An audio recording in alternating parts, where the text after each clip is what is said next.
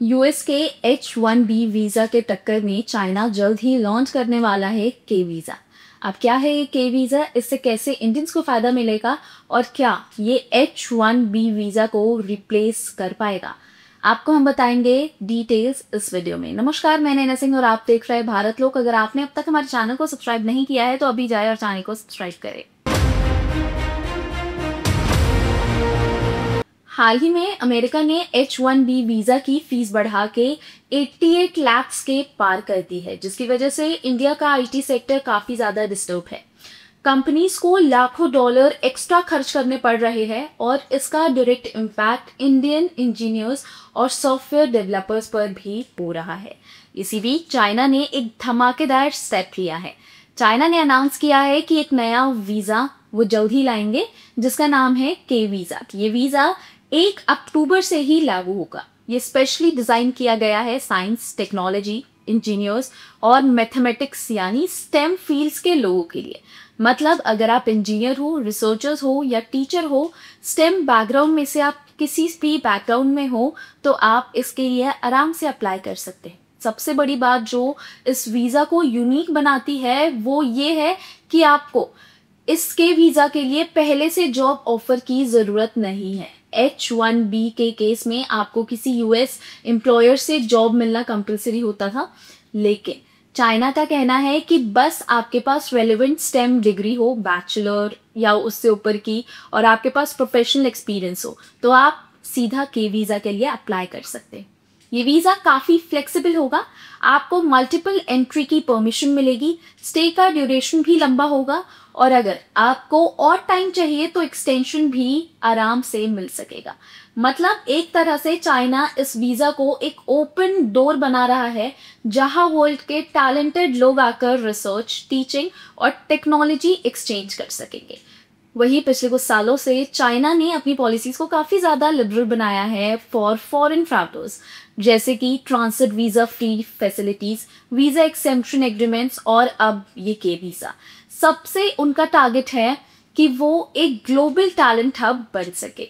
उन्होंने देख लिया है कि अमेरिका की पॉलिसीज़ अब बहुत ज़्यादा कॉस्टली हो रही है और काफ़ी ज़्यादा टफ होती जा रही है, तो ये उनके लिए एक अपॉर्चुनिटी है कि वो यंग स्टेम ब्रेन को अट्रैक्ट कर सके। अब सवाल उठता है कि क्या ये के वीज़ा H-1B वीज़ा को ऑल्टरनेटिव बन सकता है।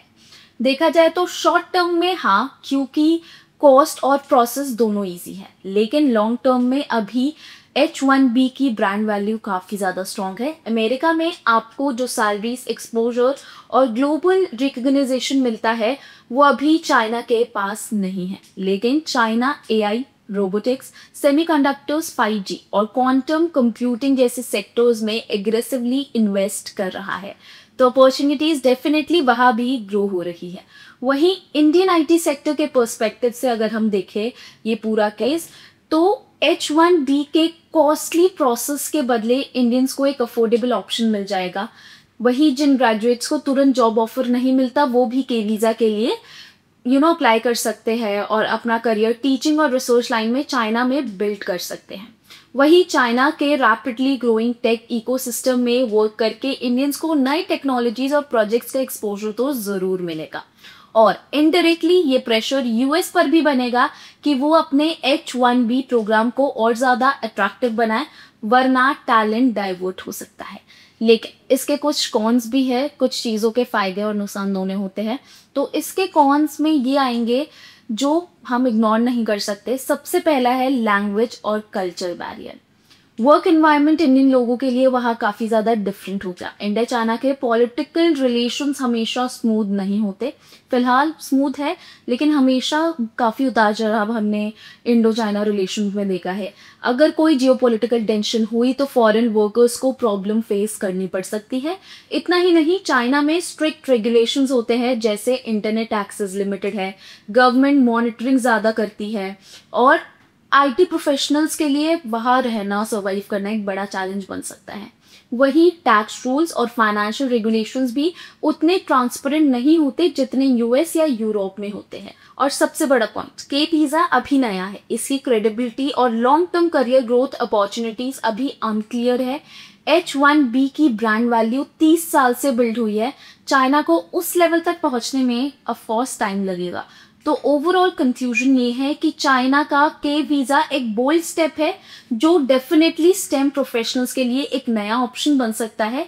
जो लोग H1B के कॉस्ट और अनसर्टिनिटी से परेशान हैं उनके लिए ये काफ़ी अट्रैक्टिव रूट हो सकता है, लेकिन ऑफ कोर्स रिस्क भी है, लैंग्वेज, कल्चर, पॉलिटिक्स और क्रेडिबिलिटी।